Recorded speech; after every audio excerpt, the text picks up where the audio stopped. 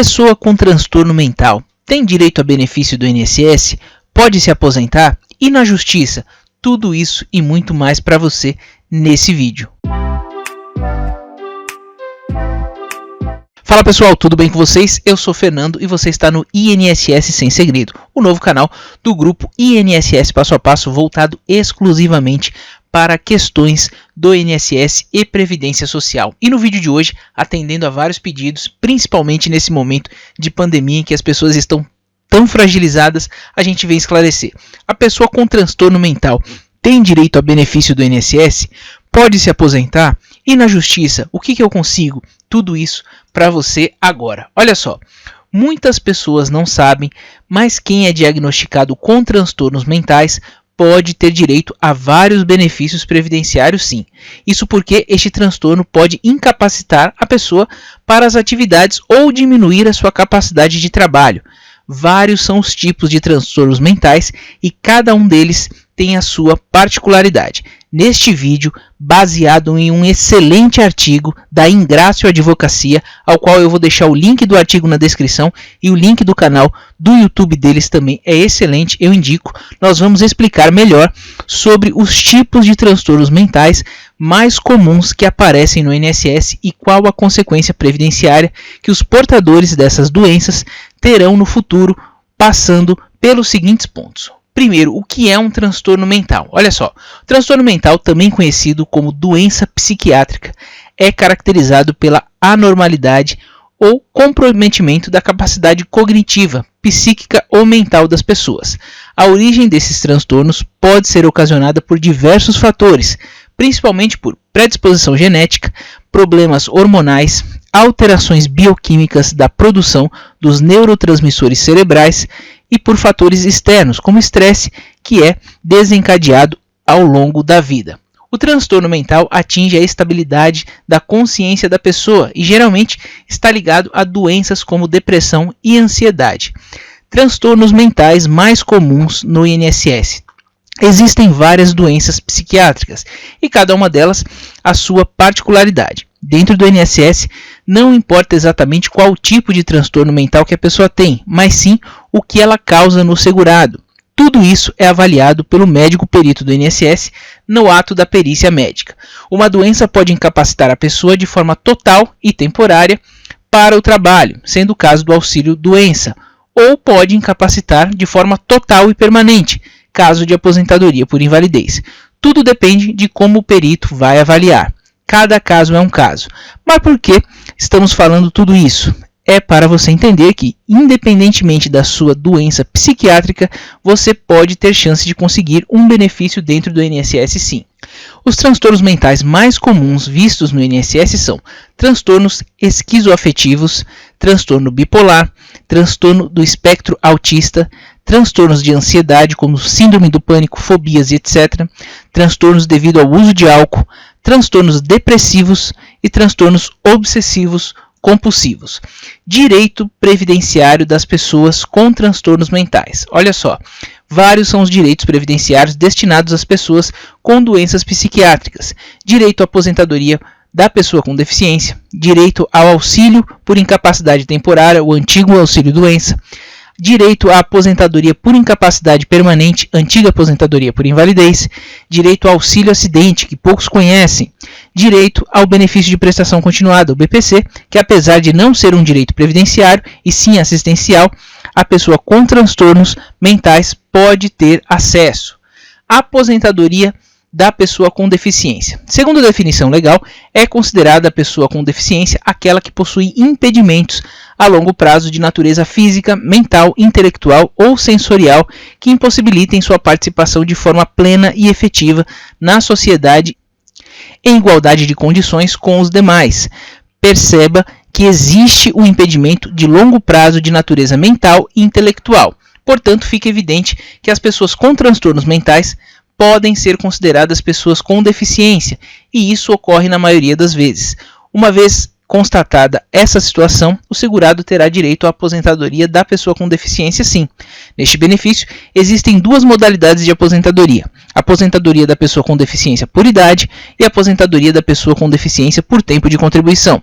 Independentemente da modalidade escolhida, você consegue se aposentar comprovando a sua incapacidade bem antes em relação aos demais benefícios, exceto a aposentadoria por invalidez, principalmente se escolher a modalidade por tempo de contribuição.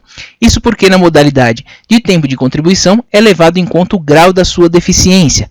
Quanto mais grave, mais cedo você consegue se aposentar. Isso será avaliado pelo médico na perícia médica. Ao longo desse vídeo falaremos mais sobre a importância da perícia para quem possui transtornos mentais. O importante é você saber que pode ter direito a essa aposentadoria mais benéfica, sim. Auxílio por incapacidade temporária. Esse aqui vai ser o mais comum. Este benefício, antes conhecido como auxílio-doença, é destinado aos segurados que estão incapacitados de forma total e temporária para o trabalho. O auxílio é pago quando você fica afastado por mais de 15 dias, de forma ininterrupta ou num período de 60 dias, do seu trabalho em conta da sua doença psiquiátrica. Isso pode ocorrer nos casos de transtornos que deixam a pessoa desestabilizada por um período de tempo, mas que, após um tratamento, consigam voltar ao trabalho. No caso, quando a pessoa está sem condições de trabalho por conta do transtorno mental, ela está incapacitada de forma total e temporária para o trabalho. Isto é, ela tem possibilidade de retornar à sua atividade depois de um determinado tempo do tratamento. Além de você atestar a sua incapacidade, você precisa cumprir os seguintes requisitos: qualidade de segurado, ou seja, estar contribuindo para o INSS ou estar em período de graça, cumprir uma carência de no mínimo 12 meses de contribuição. Quanto a este último requisito, pode ser que você não tenha que cumprir. Isso porque existe uma lista de doenças graves que o INSS utiliza para descartar o requisito carência. A carência, assim como você tem para um plano de saúde, que você precisa de tantos meses de carência para fazer determinados exames ou procedimentos, assim é o INSS. Existe uma carência de meses a serem pagos para determinados benefícios. No caso específico de transtorno mental, é considerada doença grave a alienação mental. Na justiça, a alienação mental ocorre quando há alteração completa ou considerável da personalidade, comprometendo gravemente os juízos de valor e de realidade, bem como a capacidade de entendimento e de autodeterminação, tornando o indivíduo inválido total e permanente para qualquer trabalho. Portanto, caso o médico na perícia entenda que você sofre de alienação mental, você não precisa cumprir o requisito de 12 meses de carência. A aposentadoria por incapacidade permanente. A chamada no passado aposentadoria por invalidez é destinada aos segurados que estão incapacitados de forma total e permanente para o trabalho, inclusive para a reabilitação em outras funções ou profissões. Ou seja, a incapacidade do seu transtorno mental deve te incapacitar totalmente, tornando impossível o exercício das atividades laborais, ou seja, atividades do trabalho. Isso ocorre com frequência com doenças psiquiátricas com grau grave, como o transtorno esquizoafetivo, esquizofrenia. Em conta dos sintomas destes segurados, fica impossível o exercício das atividades laborais.